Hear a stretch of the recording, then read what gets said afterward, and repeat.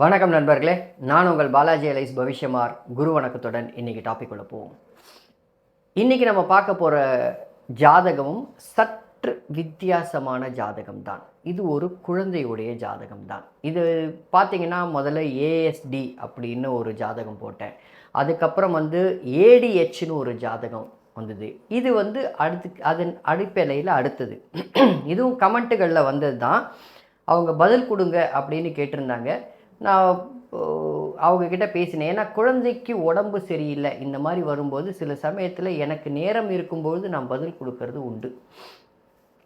இந்த ஜாதகத்தில் சார அடிப்படையையும் விளக்கப் போகிறேன். அதனால் தயவு செய்து கடைசி வரைக்கும் பாருங்கள். அதை உங்களுக்கு புரிய வைக்க போகிறேன், எந்த அமைப்பு என்னன்றத. ஸோ இதில் இந்த இயங்க முடியாத ஜாதகம் அப்படின்னு அதில் போட்டேன். அந்த பதிவில் நிறைய பேருக்கு ஒரு சில குழப்பங்கள் இருக்குது. லக்னம் தவறு. நான் மறுபடியும் சொல்கிறேன், ஒரு லக்னம் தவறுன்னு நீங்கள் சொல்லணும்னால் மன்னிச்சுக்கோங்க, நான் மறுபடியும் சொல்கிறேன். இந்த லக்னம் தவறுன்னு நீங்கள் சொல்லணும்னா குறைஞ்சபட்சம் ஃபேமிலியில் இருக்கக்கூடிய அத்தனை பேருடைய ஜாதகமும் உங்களுக்கு தேவை, லக்னம் தவறுன்றதை நிர்ணயம் பண்ணுறதுக்கு.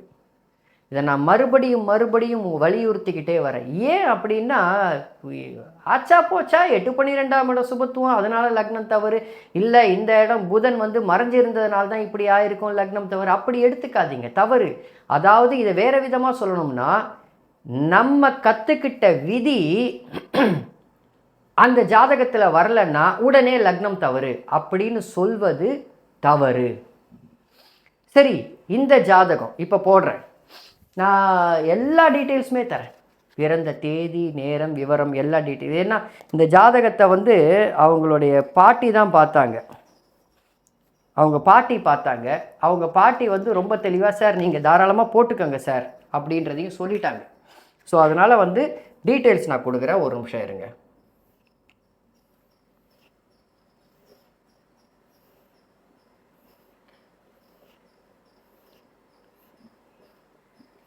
ஒரு ஜாதகத்தை நம்ம கணிக்க போகிறோம் அப்படின்னா நிறைய விஷயங்கள் பாருங்கள். ரெண்டாவது, ஒரு ஜாதகத்தை நான் போர்டில் போடுறேன் அப்படின்னா அதன் பின்னணியில் நான் அந்த ஜாதகத்தை அலசி பார்க்காமல் நான் சொல்கிற பலன் அவங்களுக்கு நடந்திருக்கா, ப்ரீவியஸாக பாஸ்டில் நடந்திருக்கா, இந்த மாதம், இந்த சமயம் அல்லது இந்த குறிப்பிட்ட மாத காலத்தில் இந்த மாதிரி பிரச்சனை வந்திருக்கான்னு கேட்காம அந்த ஜாதகத்தை நான் போர்டில் போடவே மாட்டேன், ஒரு நாளும் போட மாட்டேன். ஏன்னா எனக்கு ஒரு சமூக அடிப்படையில் ஒரு கரெக்டான ஜாதகத்தை எடுத்துன்னு போய் சேரணும், கரெக்டான ஜோதிடத்தை கொண்டு போய் சேரணுன்ற எண்ணம் கொண்டவன் நான். புரியுதுங்களா? அதனால் போட மாட்டேன்றதை ஞாபகம் வச்சுக்கோங்க. ஸோ லக்னம் தவறுன்னு சொல்கிறதுக்கு முன்னாடி இதை முதல்ல ஞாபகம் வச்சுக்கோங்க.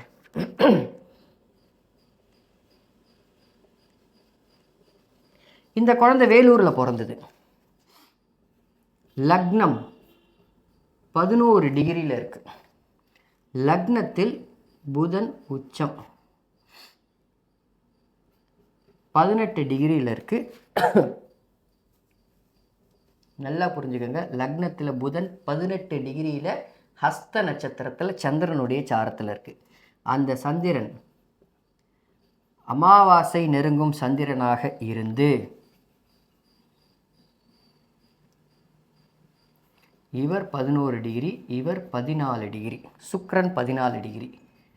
லக்னத்துக்கு 10ல் ராகு, 8ல் செவ்வாய் 3 டிகிரி, சனி இங்கே 1 டிகிரி. நான் எதுக்கு டிகிரி போடுறேன்றது உங்களுக்கு புரியும் அடுத்தது. வெறும் சாரத்துக்காக மட்டும் இல்லை, 23 டிகிரி. கேது இவரிடம் இருந்து கொஞ்சம் விலகி இருக்கிறார். இதுதான் அந்த குழந்தையுடைய ஜாதகம். சனி தசை நடப்பு 2027 முடியுதுன்னு நினைக்கிறேன். 2027 சனி தசை முடியுதுன்னு நினைக்கிறேன். சரி, இதுக்கு மேலே இது வேண்டாம் இந்த புக்கு. இப்போ இந்த ஜாதகத்தை பாருங்கள். லக்னாதிபதி சூப்பராக இருக்கார். லக்னம் சூப்பராக இருக்கார். இந்த ஜாதக குழந்தை வேலூரில் பிறந்து வேலூரில் தான் இருக்குது. அதனால் லக்னம் தவறுன்றது வேலைக்கே ஆகாது. ஏன் வேலைக்கு ஆகாது அப்படின்னா, சில சமயத்தில் நான் அடுத்த அமைப்புகளுக்குள்ளே வரேன். லக்னாதிபதி இப்படி போட்டாலும் உச்சம், லக்னத்தை இங்கே போட்டாலும் உச்சம். நான் சொல்கிறது லக்னாதிபதியை குரு பார்க்குறாருன்னு வந்துடும், லக்னாதிபதி ஆட்சின்னு வந்துடும். புரியுதுங்களா? நீங்கள் லக்னம் தவறுன்னு சொல்லணும்னா ரொம்ப கஷ்டம். புரியுதுங்களா? அதை முதல்ல புரிஞ்சுக்கோங்க. ஏன்னா நான் நிறைய விதிகளை அவங்கக்கிட்ட கேட்டு இந்த சமயத்தில் இது நடந்துதான்னு கேட்டேன். இந்த ஜாதகருக்கு இந்த குழந்தை இன்னும் பெட்டில் படுத்துக்கிட்டு தான் இருக்குது, நடக்க முடியலை, வாய் பேச வரல. நடக்க முடியலை, வாய் பேச வரல. சார் ஏன் சார் இப்படி நடக்குது அப்படின்னு கேட்டாங்க. நான் அதுக்கு பதில் சொன்னேன். என்ன தெரியுமா பதில் சொன்னேன்? இந்த ஜாதகத்திற்கு 6 8ஆம் அதிபதியாகிய சனியும் செவ்வாயும் லக்னத்திற்கு 2ஆம் இடத்தை பார்த்து 2ஆம் அதிபதியை பார்த்து, நல்லா புரிஞ்சுங்க, 2ஆம் அதிபதியை பார்த்து, செவ்வாயும் 4ஆம் பார்வையாக பார்க்குறார், சனியும் 7ஆம் பார்வையாக பார்க்குறார். மற்றும் செவ்வாயும் 7ஆம் பார்வையாக லக்னத்துக்கு 2ஆம் இடத்தை, சனியும் 10ஆம் பார்வையாக லக்னத்திற்கு 2ஆம் இடத்தை பார்த்து, லக்னத்திற்கு 7ஆம் இடத்தை சனி பார்த்து, நல்லா புரிஞ்சுக்கோங்க, லக்னத்திற்கு 7ஆம் இடத்தை சனி பார்த்து, காலபுருஷனுக்கு 7ஆம் வீட்டில் சனி செவ்வாய் 2 பேரும் பார்க்கறதுனால, அம்மா அவங்க குழந்தைக்கு இடுப்பு, வயிறுக்கு கீழே இடுப்புக்கு மேலே சரியாக வேலை செய்யலாமான்னு, இதுதான் வார்த்தை சொன்னேன். சரியான வார்த்தை தான். இடுப்புக்கு கீழே சரியாக வேலை செய்யலை, வாயால் பேச முடியல. ஏன்னா வாக்குஸ்தானம் கெட்டு போச்சு. மற்றும் இடுப்புக்கு கீழே சரியாக வேலை செய்யலாமா? ஆமாம் சார் அப்படின்னாங்க. நான் அடுத்த கேள்வியும் கேட்டேன். சில சமயத்தில் நம்ம உறுதி செஞ்சுக்கணும்ல. அம்மா கைகள் வேலை செய்யும்னு, குழந்தையோடைய கைகள் வேலை செய்யும் அப்படின்னு. ஆமாம் சார், குழந்தையோடைய கையெல்லாம் வேலை செய்யுது, ஏதாவது பொருளை கொடுத்தா பிடிச்சிக்குது, ஒரு 10 நிமிஷம் 20 நிமிஷம் பிடிச்சிக்குது, அதுக்கப்புறம் கொடுத்துருது. அப்போது கைகள் வேலை செய்யுது. மனம் வேலை செய்யுதுமான்னு, புத்தி வேலை செய்யுதுன்னு. சார் புத்தியும் மனமும் வேலை சூப்பராகவே செய்யுது சார், ஒரு பிரச்சனையும் இல்லை. குழந்தை பேச்ச வரலையே தவிர இப்போ கூட இது என்னன்னு கேட்டால் கரெக்டாக ஏபிசிடியெல்லாம் கரெக்டாக சொல்லிடுறான். இங்கிலீஷில் நம்ம ஏதாவது சொன்னோன்னா அதுக்கு தமிழ் டிரான்ஸ்லேஷன் என்னன்றதெல்லாம் சொல்லி காமிக்கிறோம். அதெல்லாம் அந்த அளவுக்கு வந்துருச்சு. ஆனால் எழுந்து நடக்க முடியல. நான் சொல்கிறது புரியுதுங்களா? எழுந்து நடக்க முடியலை. இப்போது இந்த சமயத்தில் குறிப்பிட்ட காலம் என்ன காலம்னா, இது சார அடிப்படைக்கு சொல்கிறேன். இங்கே பாருங்கள், புதன் ஏன் நடந்தது? புதன் 18 டிகிரியில் மாரகாதிபதியோடைய சாரத்தில். இப்போது ஒரு செயல் நடக்கணும் அப்படின்னா அந்த கிரகம் சாரம் கொடுத்தவன் தொடர்பு கொண்ட ஒரு கிரகத்தோடு தான் ஒரு செயல் நடக்கணும்.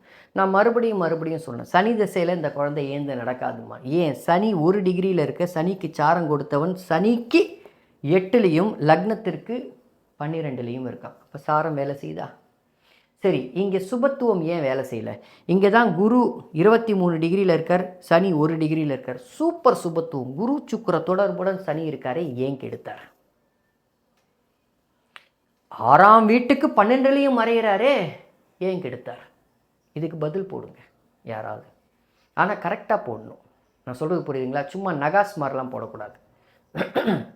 சனி தசை நடக்குது.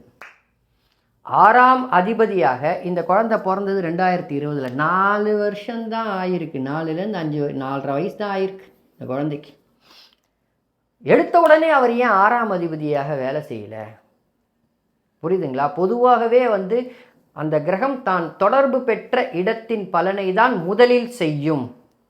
அப்படின்னா அதுவும் பாவத் பாவக விதிப்படி 6க்கு 12 மறைந்து சுபத்துவமாக குருவுடைய தொடர்பிலும் சுக்கிரனுடைய தொடர்பிலும் இருக்கக்கூடிய இந்த சனி ஏன் பாலாரிஷ்டத்தை கொடுத்தார்? பாலாரிஷ்டம்னு சொல்லுவோம் தெரியுமா? பாலாரிஷ்டம்னா என்ன அப்படின்னா, சின்ன வயசில் அவ்வளோ கஷ்டப்படும் குழந்தை. ஸோ இது ஒரு சார அடிப்படையில் உங்களுக்கு விளக்கினேன்னா, ஏன்னா விரயத்தில் இருக்குது. இங்கே பாருங்கள் எவ்வளோ பியூட்டிஃபுல்லான சயின்ஸு. செவ்வாய் காலபுருஷனுக்கு 8ஆம் வீட்டை பார்க்குறாரு. காலபுருஷனுக்கு 8ஆம் வீடு இடுப்பு. காலபுருஷனுக்கு 8ஆம் வீடு இடுப்பு. இடுப்பு மர்ம உறுப்பு இடுப்புன்னு வந்துடும். வயிறு, வயிற்றுக்கு பின்னாடி, அதாவது இப்போ நம்ம காலபுருஷன தத்துவத்தை நம்ம எப்படி எடுத்துக்கிறோன்னா, உடனே வயிறு அப்படின்னா உடம்பு முன் வயிறு மட்டும்தானே, பின்னாடி இருக்கிற முதுகை யார் சேர்ப்பாங்க? ரவுண்டாக எல்லா இடமும் சேர்ந்து தான். புரியுதுங்களா? அப்போ அதன் அடிப்படையில் 7ஆம் காலபுருஷனுக்கு 7ஆம் வீட்டை பார்க்குதுன்னா அடிவயிறு, வயிறு, அடிவயிறுன்ற அமைப்பு மற்றும் இடுப்புன்ற எடுப்பு இந்த பின்னாடியும் சேர்த்து மர்ம உறுப்பு இடுப்புன்றதை செவ்வாயுடைய 8ஆம் பார்வை பார்த்து தசை நடத்தும். மறுபடியும் சொல்கிறேன், நல்லா புரிஞ்சுக்கங்க. தசை நடத்தும் தசாநாதனுக்கு சாரம் கொடுத்தவன் சூரியனாகி அந்த வீட்டுக்கு 8இல் மறைந்து, அந்த வீட்டுக்கு 8இல் மறைந்து, லக்னத்திற்கு 12இல் மறைந்து, அந்த சனியோடைய வீட்டுக்கு, அதாவது சனியோடைய வீட்டுக்கு மாரகாதிபதியான சந்திரனுடன் தொடர்பு கொண்டு, கொஞ்சம் குழப்பம் ஆனால் புரியணும். என்ன ஃபாலோ பண்ணுறீங்கன்னா புரியணும்.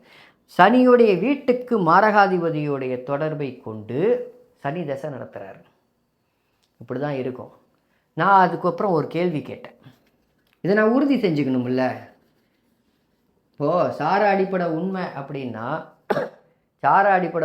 அப்படின்னா சாரம் பெற்ற கிரகங்களோட தொடர்பு பெற்ற கிரகங்களுடைய அமைப்புகள் நடக்கணும்னா அது வரணும் இல்லை?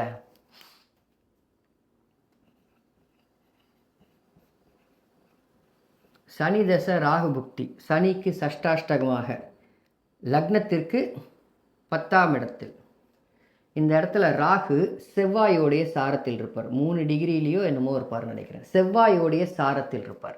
இந்த ராகுக்கு சாரம் கொடுத்தவனும் லக்னத்துக்கு 8இல் இருக்கும்.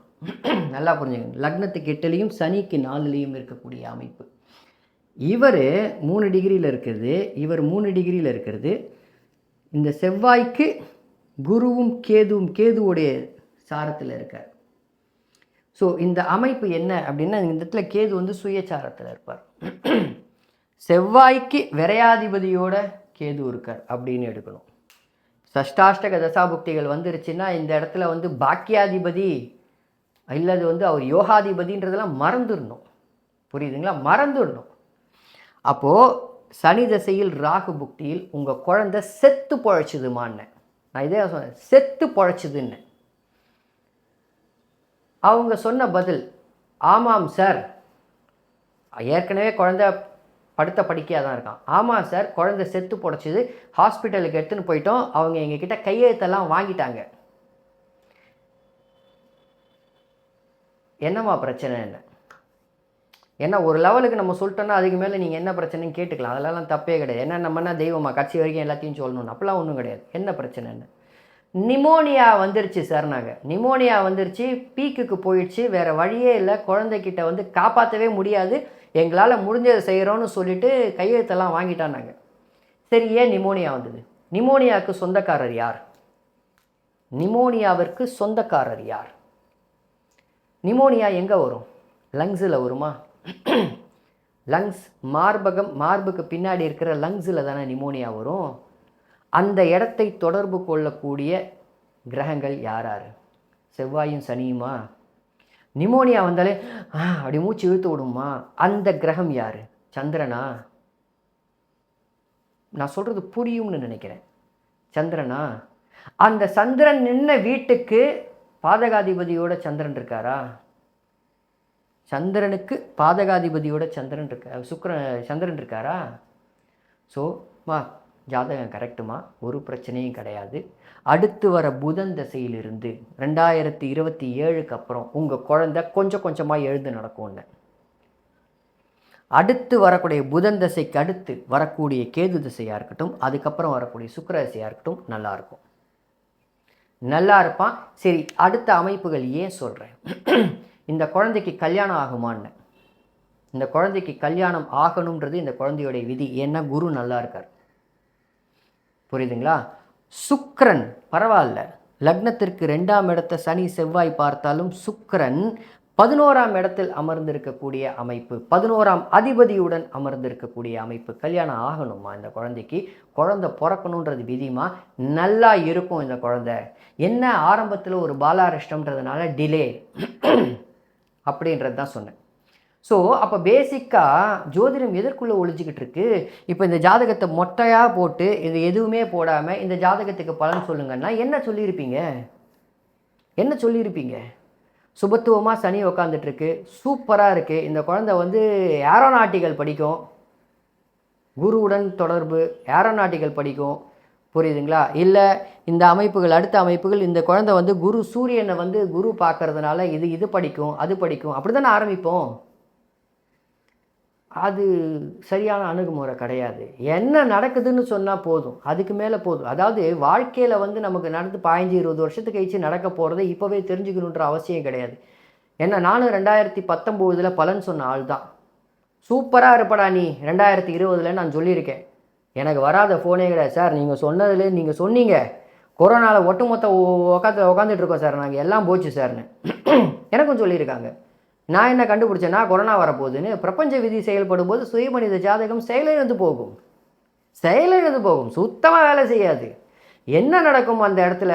நான் அப்போ கூட அவங்களுக்கு சொன்னேன், சாப்பாடு துணிமணிகளாக எந்த வித பிரச்சனையும் இல்லாத இருக்கிறத வச்சு நல்லா சாப்பிட்டுக்கிட்டு இருக்கீங்க, உங்களுக்கு கூட கொரோனாவால் பெரிய பாதிப்புகள் இல்லாமல் தான் சார் இருந்திருக்கும்னு சொன்னேன். ஆமாம் சார், இல்லைன்னாங்க. அவ்வளவுதான் ஜாதகம், சுய ஜாதகம் அவ்வளவுதான் வேலை செய்யும். அப்போது இந்த ஜாதகத்தில் சார அடிப்படையில் வேலை செஞ்சிச்சுன்னு சொல்லிட்டேன். இப்போ சுபத்துவ அடிப்படையில் ஏன் சனி சுபத்துவமாக இருந்து வேலை செய்யலைன்றதை நீங்கள் சொல்லுங்கள். நான் சொல்கிறேன், இப்போ வந்து இதில் லக்னம் தப்பு, இந்த குழந்தை கண்டிப்பாக வெளியில் போயிடும், அதில் எந்த மாற்றம். ஏன்னா 8-12ஆம் இடம் அப்படின்ற அமைப்புக்கு ஏற்கனவே வீடியோ பார்த்துருப்பீங்கன்னு நினைக்கிறேன், வந்திருக்கும், வீடியோ பார்த்துருப்பீங்கன்னு நினைக்கிறேன். இந்த 8-12ஆம் இடத்துக்குள்ளே ஏகப்பட்ட விஷயங்கள் இருக்குது, புரியுதுங்களா? வந்தவங்க எல்லாருமே ஒரு அமைப்பில் இருக்கிறவங்க, பூமியில் பிறந்தவங்க ஒரு இடத்துல இன்னொரு இடத்துக்கு போய் சேர்ந்தே ஆவாங்க. நம்ம ஒன்றும் கிராமத்தில் உக்காந்துக்கிட்டு இல்லை, கிராமத்தில் உக்காந்துக்கிட்டு இன்னும் விவசாயம் பண்ணிக்கிட்டு இருக்கிறவங்க விவசாயம் அழிஞ்சு போய்கிட்டு இருக்கு, புரியுதுங்களா? ஐடி துறையில் வேலை செய்கிறவங்க விவசாயம் பண்ணுறேன்னு சொல்லிட்டு கிராமத்துக்கு போகிறாங்க, அதுவும் 8-12ஆம் இடம் சுபத்துவம். நான் சொல்கிறது நல்லா புரிஞ்சுக்கோங்க, அதுவும் 8-12ஆம் இடம் சுபத்துவம் வந்துடும். ஏன்னா ஒரு இடத்துல இருக்கிற இடத்துல இன்னொரு இடத்துக்கு போயிடுறாங்களே. அப்போது அங்கே இருக்கிறவங்க வெளியில் வராங்க. எத்தனை பேர் கிராமத்துலேருந்து வரவங்க ஜாதகம் பார்க்குறாங்க, எத்தனை பேர் படிக்கிறதுக்காக வெளியில் போகிறாங்க. உடனே அந்த இது 8-12ஆம் சுபத்துவம் நீ இருக்கிற இடத்துல இருக்க மாட்டேன்னா அது சரியான நல்ல அணுகுமுறை கிடையாது. இப்படி நீங்கள் லக்னத்தை போட்டு ஒரு 6ஆம் அதிபதியாக செயல்பட்டார் அப்படின்னு லக்னத்தை என்ன 1.5 மணி நேரம் 1 மணி நேரம் மாற்றுவீங்களா? சரி, அதுக்கும் ஒரு இன்ஃபர்மேஷன் கொடுத்துட்றேன். ஏன்னா இது நிறைய கான்ட்ரவர்சிஸ்ன்னு வந்ததுக்கப்புறம் நம்ம கொடுத்தே ஆகணும். 15 வருஷத்துக்கு முன்னாடி வரைக்கும் இந்தியாவில், நல்லா புரிஞ்சுக்கோங்க, இந்தியாவில் அது கூட ஒரு சில முற்போக்குவாதிகள், சரி 15 வருஷத்துக்கு முன்னாடி வரைக்கும் இந்தியாவில் பிரசவ நடக்கும் பொழுது அப்பாவை உள்ளே கூப்பிட்றது இல்லை, அவங்க கூப்பிட மாட்டாங்க. ஆனால் எனக்கு என்னுடைய மனைவிக்கு குழந்தை பிறக்கும் பொழுது, நான் சொல்கிறது 13 வருஷத்துக்கு முன்னாடி என் மனைவிக்கு குழந்தை பிறக்கும் பொழுது என்னை கேட்டாங்க, சார் நீங்கள் உள்ளே வந்து நின்று பார்க்குறீங்களான்னு. அப்போ நான் நேரத்தை நோட் பண்ண மாட்டேனா? இந்த கேள்விக்கு உங்களால் பதில் சொல்ல முடியுமா? அப்போ நேரத்தை நான் நோட் பண்ண மாட்டேனா? நான் இப்போ குழந்தைய மட்டுமே பார்த்துக்கிட்டு இருப்பேனா? அப்போது ஒரு தகப்பன் நேரத்தை நோட் பண்ண மாட்டான்னு சொல்கிறது என்னால் ஒத்துக்க முடியாது. இது இந்தியாவில் மட்டும். இப்போ சமீப காலத்தில் எத்தனையோ பேர் கன்சல்டிங்க்கு வரவங்க, சார் என்னுடைய குழந்தையோடைய நேரம் துல்லியம் அப்படின்பாங்க. ஏன் அப்படின்னா, சார் நான் ரூமில் இருந்தேன்றாங்க. நான் ரூமில் இருந்தேன், என் குழந்தைக்கு பிரசவம் ஆகும்போது ரூமில் இருந்தேன். சரி, ஏன் இந்த கலாச்சாரம் வந்தது? அதாவது குழந்தைக்கு பிரசவம் ஆகும்போது, மனைவிக்கு பிரசவம் ஆகும்போது ஏன் அந்த ஹஸ்பண்ட் ரூமில் இருக்கணுன்ற கலாச்சாரம் வெளிநாட்டில் ரொம்ப வருஷமாக இருக்குது. அதாவது US யூரோப்லலாம் ரொம்ப ரொம்ப வருஷமாக இருக்குது. இந்தியாவில் சமீப காலத்தில் வந்திருக்கு. ஏன்னா டிவோர்ஸ் ரேட்டு ஜாஸ்தியாகுது.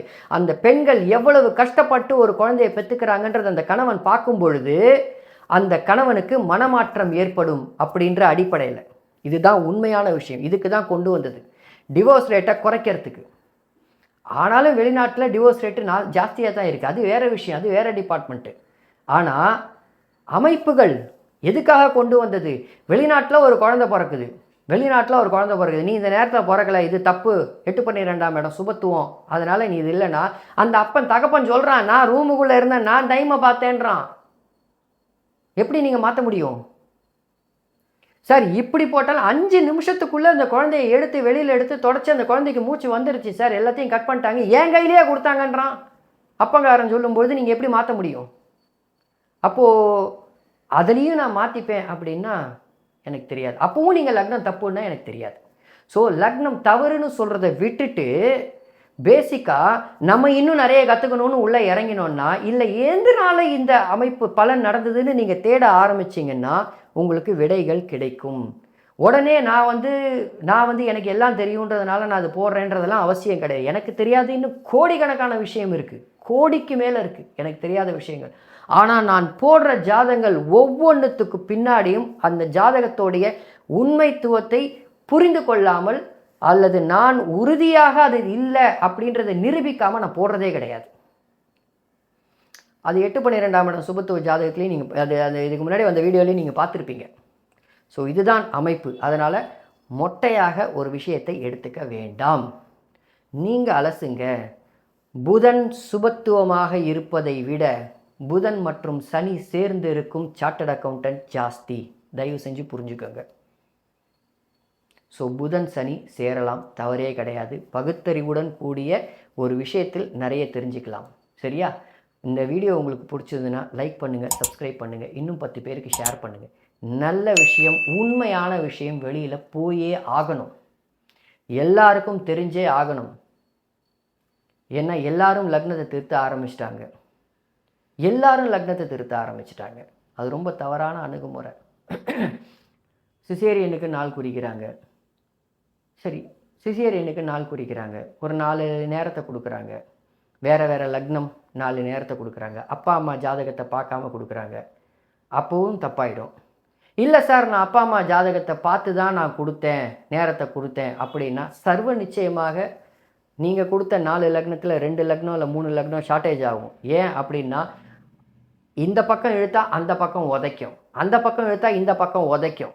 நீங்கள் இந்த லக்னத்தை மாற்றி போட்டு 8 அந்த ஜாதகர் வெளிநாட்டில் இருக்கார், அதனால் குழந்தை 8/12 இடம் சுபத்துவத்தோடு தான் அங்கே இருக்கணும், பிறக்கணும் அப்படின்ற அடிப்படையில் நீங்கள் போட்டிங்கன்னா அங்கே அப்பாக்கோ அம்மாக்கோ இடிக்கும். இதுதான் உண்மை. அப்பாக்கும் அம்மாக்கும் இடிக்கக்கூடாதுன்னா 8/12 இடம் சுபத்துவம் சில சமயத்தில் வராது. அப்படி இல்லைன்னா லக்னத்தில் கடுமையான பாபத்துவம் ஆயிரும், லக்னாதிபதி கடுமையான பாபத்துவம் ஆயிரும். இது எல்லாத்தையும் மீட் அவுட் பண்ணோன்னா லக்னத்தை குறிக்க முடியாது, அது தெய்வத்தால் மட்டும்தான் முடியும். இதுதான் உண்மை. ஸோ இதை அடிப்படையை புரிஞ்சுக்கங்க. சரியா? அடுத்த பதிவில் பார்ப்போம். நன்றி நண்பர்களே.